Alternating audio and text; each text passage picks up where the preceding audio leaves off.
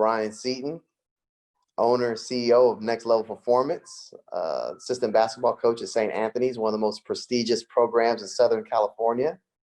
Probably hands down one of the best in-person basketball players I've ever came across in my life. And I've come across a lot of really good players, and you're someone that I've always modeled my game after and have thought of very highly over the years. Blessed that you had opportunity to kind of see my son and kind of share some knowledge and wisdom with him. And we've actually enjoyed your program and following a lot of your work for the last few years. Obviously, in the pandemic we're in, when I had to think of something to do for online basketball program for these first few weeks of school, first thing that popped in my head is Next Level Performance. I've been saying it for years. This has to get out. More people need to know about this. This can't be a hidden gem on the West Coast. This has to get out. So I'm very blessed that I had the opportunity to share some of what you do these next few weeks with some of the boys at Ferris High School. But even from there, to expand it and just let people know the type of work you're doing. I've always praised it as different from your typical trainer, because it's pretty much like if I was running it myself, and most coaches should find a lot of value in that. I've polled a lot of coaches, and it's almost ideal that you can have someone instructing them interactively. And what you do is not just, hey, do this drill, but you really break the detail, and the program speaks for itself. So the thing that I'm really glad I have your time right now is to kind of a little bit about your background and kind of what got you into Next Level Performance, because you've had your hand in literally every level of basketball. You've trained semi-professional players that were former players. You currently work within a high school program. You used to be a junior college assistant like myself back in the day. You were a great prep standout. You own your own company, training program that's very successful. So kind of what got Next Level to the point it is now, and a little bit about your background. Yeah, so I was finishing up my degree at Cal State East Bay, and so I was going to be there for another year or so. And so I took on the job as a personal trainer at 24 Hour Fitness, and it was just, just basic trainer. I thought it was just going to be a quick little temporary job, but I actually liked it a lot. I hooped all day and then just trained people in between. I was pretty good at it in terms of the training. I was competitive. It was good money, and it came really easy to me. So I did that for that year, maybe like another 6 months or so. And then after that, I kind of, 24 Hour Fitness is everywhere. So I was able to transfer back to Southern California because I was in the Bay. And so I ended up coming back to Southern California, still working for 24 Hour Fitness, moved up the ladder a bit there, was a manager, and thought I had done enough to kind of like go to the next step to like a district manager or, something of that nature. But they opened a facility right across the street from the gym I was working at. And so it was called Hacks, and Hacks was like the original, like super gym. So basketball players heaven, like hundreds of NBA players would come through there in a year's time. Teams would come practice there. Like I got to watch not the Clippers, the Warriors practice a couple times, Orlando Magic. Who else? The 76ers came to practice there. There's probably like the Rockets came to practice there. There's probably like 8 or 9 NBA teams that came through in like a year span to come practice there. And so, you got to see a different, when else do you get to see an NBA team practice? Yeah, so that's pretty big time. Yeah. Yeah, it was cool. So, but nonetheless, I ended up taking on a position over there, leaving 24 Hour Fitness, just to pursue something more basketball specific. And it actually, that company wasn't doing great. The concept was great, but they just weren't making enough money to make it work. And so eventually they ended up shutting down. But I had been running their basketball academy, doing a bunch of personal training and all that stuff. And so I was kind of already set in terms of like a starting client base. As well, I kind of learned from them what was working, what wasn't working. Like personal training makes money, travel ball doesn't. This loses money, that. So I kind of had a good sense of the business, of the training business. I already learned a lot from 24-hour fitness in terms of the structure, to how to make money and how to manage money through training. But then also I got to learn a lot under hacks in terms of what works and doesn't work in the basketball world. And so fortunate with that, but they end up shutting down. And so after they shut down, I wasn't sure what I was going to do. I thought I was going to go back to personal training, which, I didn't mind doing that, but, it wasn't my passion, so to speak.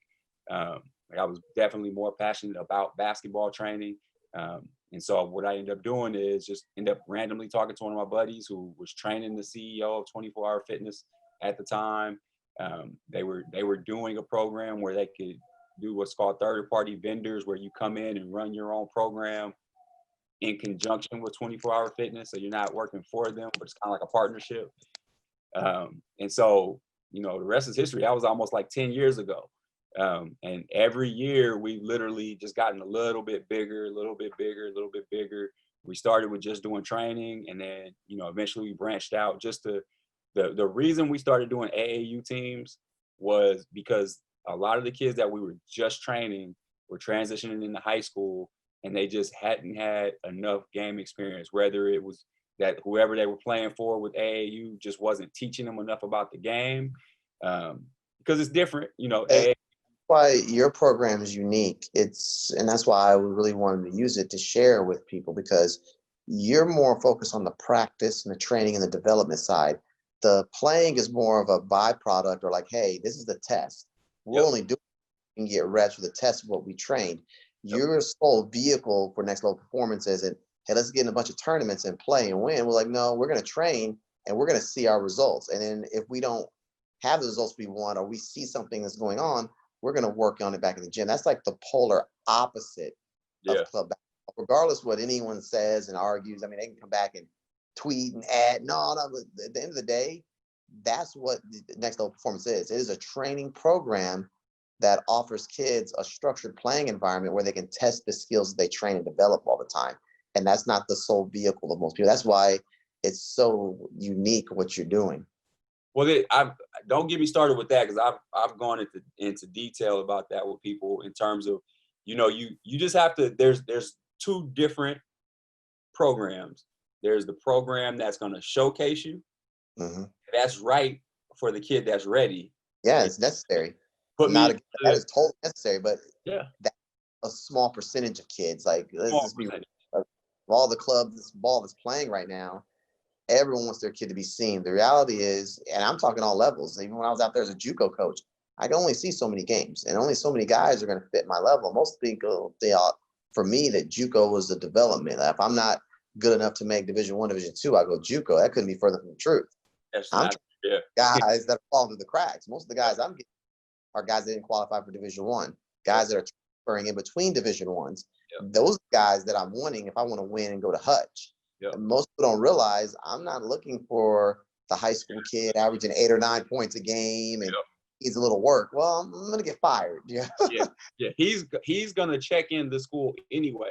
And if he figures out how to be good enough, then maybe he gets on the team. But if you're recruiting him, you could be in trouble. You got to recruit the guy that UCLA wanted. And if he don't work out at UCLA, then you got something. And that was at JUCO. When I was the Division II coach, again, there's a lot of people, even adults don't understand. When I was Division II, if I want to win and go to the NCAA tournament, we had 2 guys that were Division I transfers. If they were good, they averaged about 8 or 9, but they weren't just all conference. They weren't all WAC. They weren't just killing it in the Big West. So they came to us and became all conference, all American. But those are the type of guys we want. We want the guys who, we used to say this a lot, that you're not supposed to have, even at the Division II level. But again, if I was a high school kid, he was a really good shooter. And by the time he was a junior, he could help us. If you had that type of projection and I was recruiting, he was like, you know what? By the time that kid's a junior, he'll be a really good piece for us. Or if you're a big. But very rare that in Division II, I'm looking for a high school kid to be the guy to come in for my job. I mean, it happens, but to be realistic, and I know it's probably not going to be a very good team. We're not going to be a very good squad if I'm relying on a 18-year-old kid to come in and help right away. But no, I see where you're coming from, and that's why I said I like how you separate the difference between the showcase and And development. And so in a nutshell, just my biggest issue with AAU is a kid gets on a showcase team and he's a development kid, and then now he's complaining, well, the coach isn't teaching him and he's not blah blah blah blah blah. Well, you got him on the showcase team. He's on Compton Magic, who these are kids that are ready. Put them in front of the right coach, and the coaches are calling. Like, all I need to do is see him. Well, that Compton Magic superstar kid doesn't need to be on a developmental team where he's not playing in front of all the biggest coaches, but he is getting all the training in the world and all the, the mindset, but he's already got that. And so you have to figure out where you're at in your process. And it's completely okay to go from development to showcase, or sometimes they leave you and then come back. But nonetheless, that's kind of where my program began. It didn't begin with my training, not my training, but my AAU program began with the kids that were doing a lot of training, and you would think they were doing enough training to make a huge impact as they went into high school or even tried to get into college. They just weren't having the same impact that they should have had in response to how much training they had done. Primarily because, if you don't get to see their games and, they're not being taught how to apply these skills, and they don't know, just game situations. There's so much game situation stuff. And so I was like, I'm underserving. And parents would tell me, well, we'll pay you, just come watch. It's like, well, I feel like a dirtbag if you paid me just to come watch a kid's game. But then also I can't afford to be there and miss out on, $100 an hour of private lessons that I was going to be doing if I was, doing what I do. And so, I figured out that I had to make time to actually put the kids in a situation where I could see what they were doing wrong and we could train through that. And so it was just an extension of training. So the whole AAU program was an extension of training. And every time somebody gets really good in the AAU program, they're probably in the wrong place. And so it's kind of like, okay, we'll shift over here because now you develop to a level that now you just need exposure. And so now you have to go here. And I can't afford to drag these other 13 kids through your exposure event. You know what I mean? Like, they don't need to be exposed yet. They'll go to an exposure event and be exposed. So that's let you go, and, and that's completely okay because it's about the kid. It's about the development there are guys, like I said, that will put it out that way. I mean, I can count a few on my hand. I try to associate with most guys like that. So it's refreshing that you're there on the West Coast, and such a blessing taking that approach. You can see it with the kids. I've had a chance to kind of peek in on one of your Zooms when my son was working with some of your kids, and he tries a challenge on the leaderboards. Like, you're just a good person, do a good thing. So again, it's why I'm so excited to share what some of you do here in Texas, and hopefully, find a few kids that maybe need that development more than exposure, because that's something that no matter where you're at, you can offer that. Like, the kids that need exposure, well, I'll give the Dallas Fort Worth Metroplex is one of the best places. They have great teams around here. You have Dallas Showtime, the Dallas Mustangs, there's Team FOE, there's Pro Skills. I mean, the list goes on and on and on and on. There's clubs here, the Southern Assault, they have squads here. Yeah. But when it comes to that development piece, that's beneficial, that, where they have that coaching aspect. Because a lot of trainers, they do a good job. Anyone that invests time in kids is beautiful. But you have a unique perspective because you're also a prep coach at one of the best high schools in Southern California. Yep. So not many people can tip their bills like, oh, I am a personal trainer, but by the way, I coach one of the best prep schools in California. So hands down, it's on that's why you call it next level performance. It literally is on another level. Yep. So, well, that's pretty much essentially why that's why I ended up coaching in the college. I coached at Mount Sac College because I wanted to learn. Most people get into coaching because they want to move up, and they want to, because of money, or not necessarily because of money, but they want to move to the next coaching job, and eventually at the end, it's like, make a couple $100,000 a year, and that would be the prize for them. And that's never been my goal with team coaching. Obviously I got to make money, but that's never been the goal. The goal has just been to learn from a good coach ahead of me, that I can take some stuff and then infuse that into the kids that I'm working with that need that development. So, I coached 2 years at Mount Sac College, learned a lot of stuff in that time. Although with my business, because I was spending so much time with the college, my business actually went down in terms of revenue and whatnot, how many kids we had, because I just didn't have the time, no marketing, no, whatever.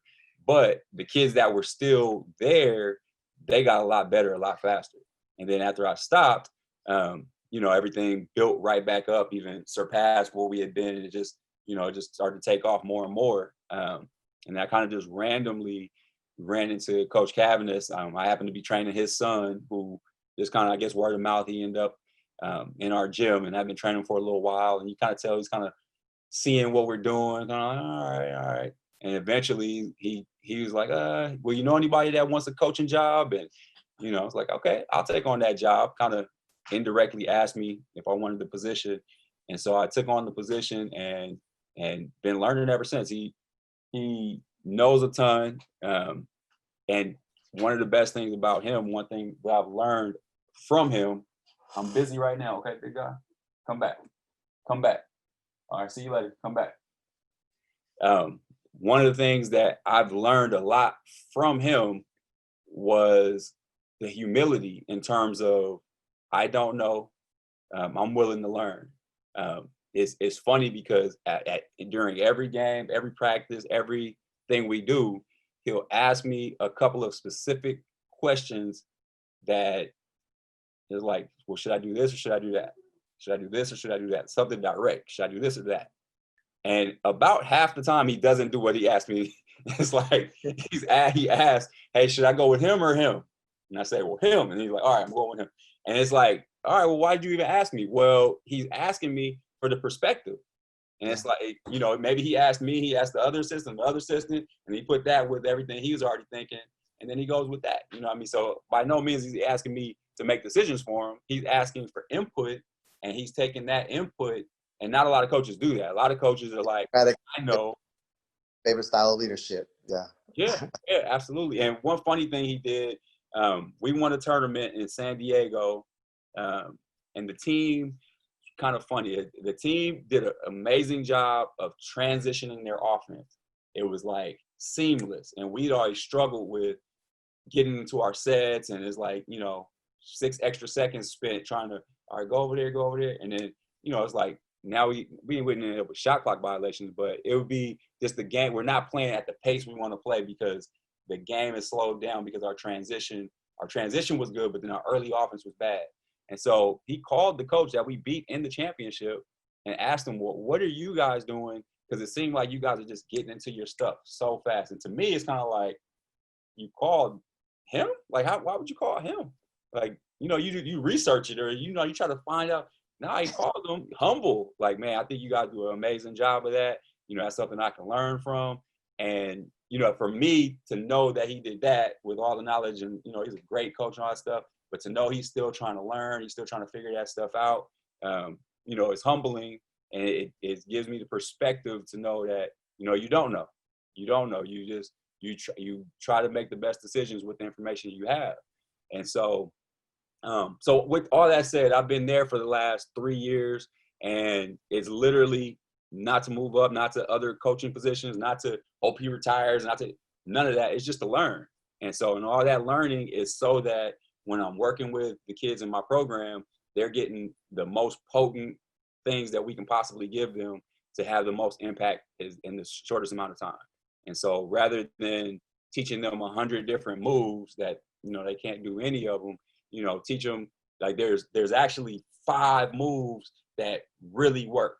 They're not super elite, but they work, they fit in the game. If you know where to do this move, and you know how to do this move, and you do it with right intensity, you'll have some success. And so that's much more valuable than, just throwing 1,000 moves at kids that, that just have no idea, and nor does the coach have any idea where that's actually going to work for them, or trainer anyway. And so, so that's the gist of it. And so just being there, breaking down scouting reports, watching other teams film, watching their playbook, and watching, just what things matter is the whole reason that I coach in the high school. And so when I tell my kids in my program that, I'm sacrificing, because it's not a lot of money for all these hours, and I can easily do what I'm doing without doing that, but I wouldn't know as much.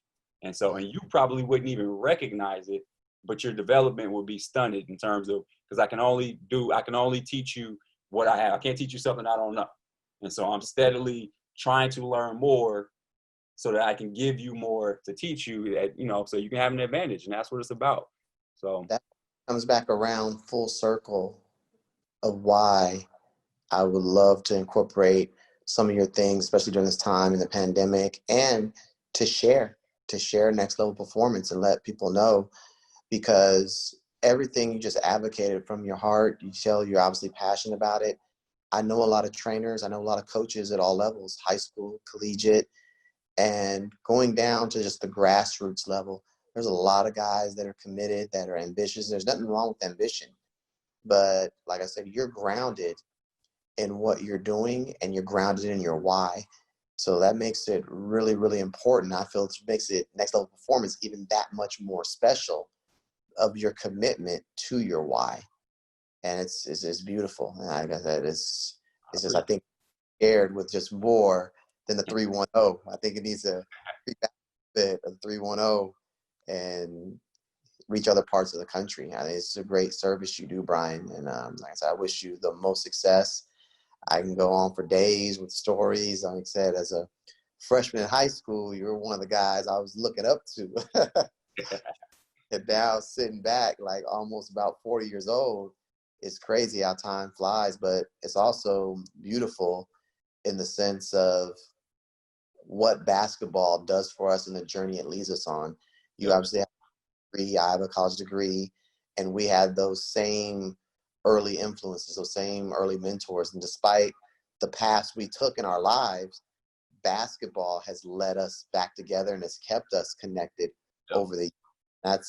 That's one of the things that is rarely talked about to student athletes, and talk about use basketball and get an advantage, get an education, but basketball also builds relationships. absolutely. This is 38-year-old Coach McGee talking to Brian, but there was a time where there was 14-year-old McGee looking up the guy with an awesome crossover, not with your mom, and trying to boys. And it's crazy because basketball is about relationships. Yep. And relationships can create job opportunities. It can create different networking opportunities. And I know this guy, and that's why I try to tell kids. There's one young man in particular. I know I'm going to value your time and kind of wind it down, but he told me he wanted to play college basketball and to be a coach. And I was like, okay, that's right up my alley. I can help with that. I have guys to be that are head coaches. But also I was telling them, well, I can help you in the playing perspective too, but you got to get the time in. And I told them you have to be willing to network, get out of your shell, and build relationships. So, I think it's a beautiful thing, just me and you talking right now, and just the embodiment of what relationships mean. Absolutely. That's what it's about. Just relationships, just building, challenging each other, teaching each other, helping each other grow, competing. So that's it.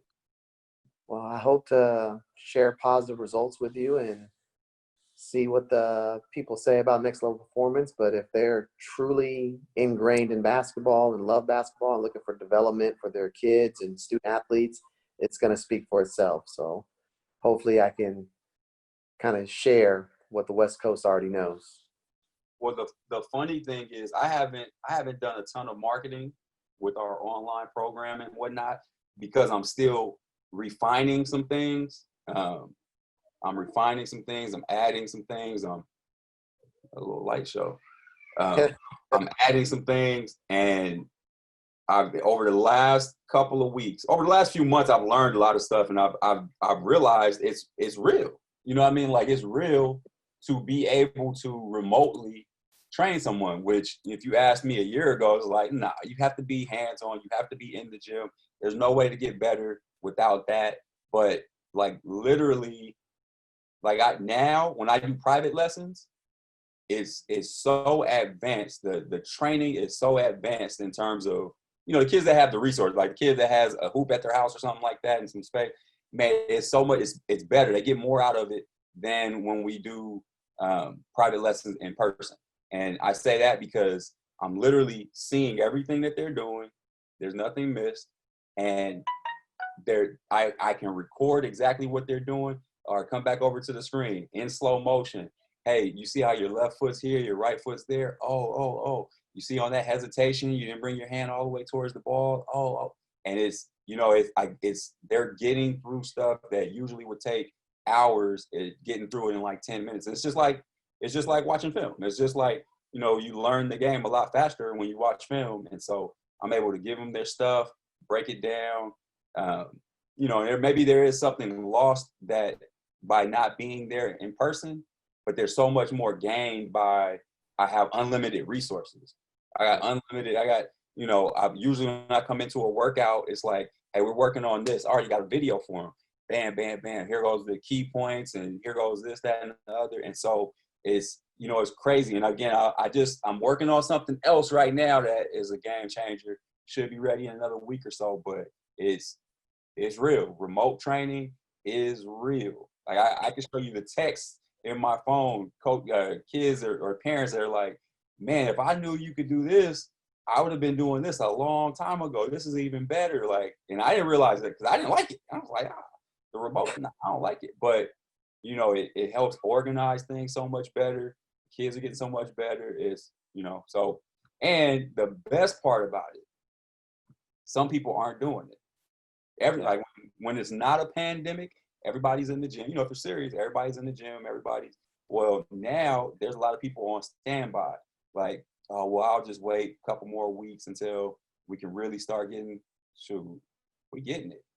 We getting it.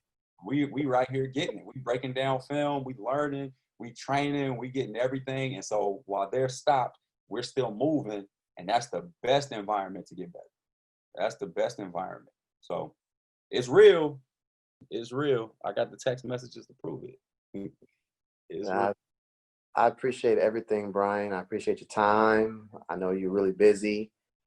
Just to have the opportunity to visit with you, man, like I said, it means a lot. And definitely keep in touch. And hopefully is one of my bucket list things. If I can convince you and the fam to take that vacation trip out here to Texas and maybe do a live clinic in person, that'd be big time. I know a lot of the people in the community and a lot of the kids would love that, especially after kind of seeing you in action and doing what you do. So hopefully it's a wish down the line. Obviously the pandemic has to clear up. Absolutely. It has to be safe environment for your wife and your kids, but hopefully we can reconnect again in person and you can share a little bit of that knowledge. And I'd be very humble to learn and see some of your training methods in person again. Absolutely. I'm with it. All right. I look forward to hearing from you real soon, man. I appreciate it. Okay. We'll talk, man. All right. All right.